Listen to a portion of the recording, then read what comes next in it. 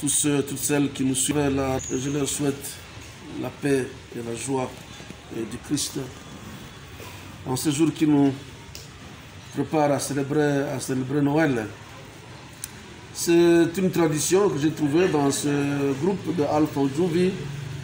Ils ont l'habitude de célébrer ensemble Noël dans une messe d'action de grâce.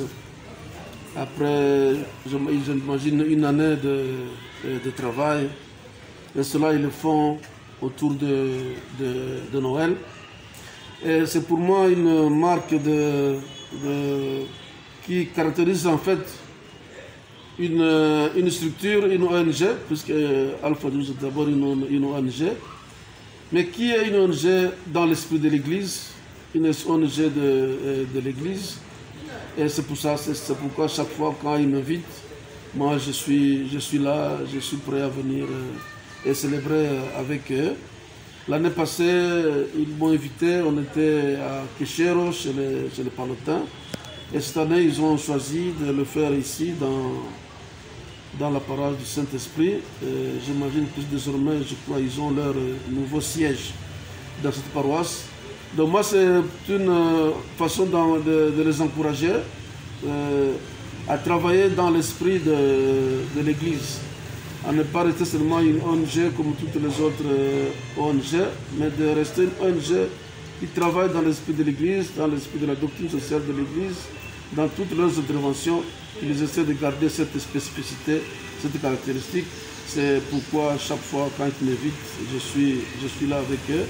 Je les encourage aussi parce que je sais que Alpha Juvi, c'est une ONG qui travaille beaucoup dans les droits des pauvres, les droits des petits, des orphelins, des femmes violées, des veuves. Ils travaillent beaucoup pour aider les gens à acquérir la connaissance, la maîtrise de l'écriture et de la lecture. C'est une façon de leur donner une certaine autonomie. Autonomie de gestion, autonomie de leur propre vie, en sachant lire par eux-mêmes, écrire par eux-mêmes. Donc c'est une logique très pour moi à la promotion de la personne humaine, à la promotion de la dignité de la personne humaine. Et c'est ça ma joie avec Alpha Juvi. Je vous remercie. Oui, je profite de votre radio pour souhaiter un joyeux Noël à tous les chrétiens du diocèse de Goma, mais aussi à toutes celles qui nous suivent à travers la radio Maria. Vous savez, Noël, c'est la fête de la paix, puisque le Christ, il est le prince de la paix. Mais aussi, Noël, c'est la fête de la rencontre, la fête de la famille. Noël rassemble la famille, Noël rassemble les hommes, parce que le Christ il est venu pour rassembler les hommes. Autour de la venue de Jésus, il y a beaucoup de gens qui se sont rassemblés, même les bergers qui étaient des pauvres, pas seulement des pauvres, les bergers c'était des bandits. Les bergers c'était pas seulement des pauvres, c'était des bandits. Autour de Noël, il y a les riches comme les rois mages.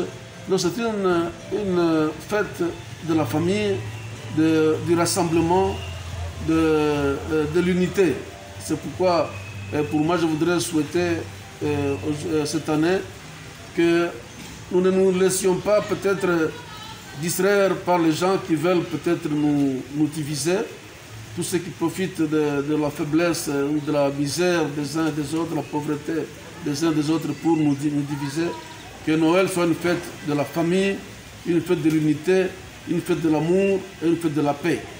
Je cite aussi sur la paix, puisque vous savez actuellement que les gens vivent dans la peur, dans l'incertitude, dans l'insécurité, à cause de ces questions de kidnapping qui se multiplient ces derniers temps, à cause des problèmes de manifestations qu'on voit par-ci, par-là, comme ce qui s'est passé le lundi de cette semaine.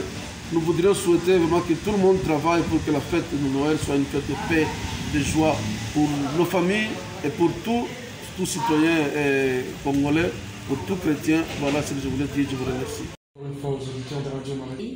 Et je suis sœur de Agnès Iguier, je suis une religieuse ursuline de Tildan et je suis secrétaire exécutive du collectif Alpha Djovi. C'est juste pour être ensemble, au fait c'est une tradition depuis beaucoup d'années, le collectif Alpha Djovi. Et nous fêtons Noël ensemble, pas seulement avec les agents du collectif, mais avec les familles de nos agents. Par exemple, un agent, un papa peut inviter sa femme et ses enfants, ou l'inverse, et même les parents, les agents qui sont au collectif Alpha Djovi peuvent inviter leurs parents. Ce qui est spécial aujourd'hui, c'est qu'on a fait cette cérémonie que d'habitude on fait dans des autres centres, comme chez les Palotins ou bien notre ancien bureau. Aujourd'hui, nous nous fêtons ici, à notre nouveau bureau, et nous faisons partie des quartier Sainte-Anne. Et là, c'était aussi une façon de dire aux voisins, de dire aux chérikas de la paroisse Saint-Esprit, Sainte-Anne. Maintenant, nous sommes aussi là comme membres de l'Église. Tout d'abord, c'est vraiment rendre grâce à Dieu. Il nous a fait beaucoup de merveilles. Et entre autres, avec vous, avec tout le monde, il nous a protégés des calamités, les volcans, les Covid-19 et beaucoup de choses.